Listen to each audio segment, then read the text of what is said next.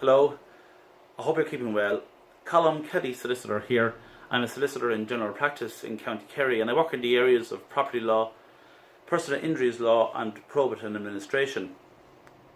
I wanted to talk to you today about an important area of property and conveyancing law, that is the maps associated with title deeds. Oftentimes when we were reviewing title deeds, there are agreements between the parties of what is bought and sold and the price, but when we go to look at the back of the title deed, we can find that there is no map associated with the deed. This can cause a lot of confusion then as to knowing what is exactly bought or sold between the parties.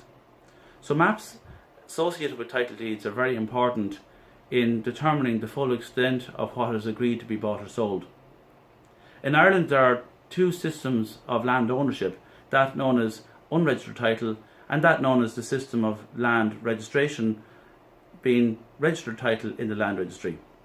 With registered title in the land registry, it can be relatively easy to determine what is owned because it is an online facility whereby you can search using Ordnance Survey information the extent and nature of the property associated with the particular registration.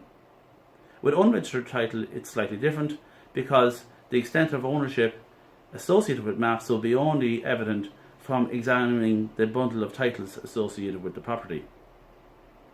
While maps are important in actually determining the scope of ownership, they're not the full story or picture when it comes to examining the issue of ownership.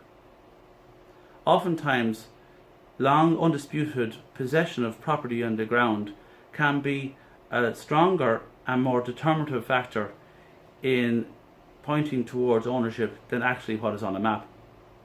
In fact, there can be cases where there are discrepancies between what is owned on the ground and what is on a title map, either on the land registry or in unregistered title. So if you have been in possession of property in an undisputed manner for a period of in excess of 12 years, that possession of itself could be a greater factor of ownership than actually what's on your map. So the basic message is that in looking at property law, maps are very important, but long undisputed possession can actually trump your map. Thank you and have a great day.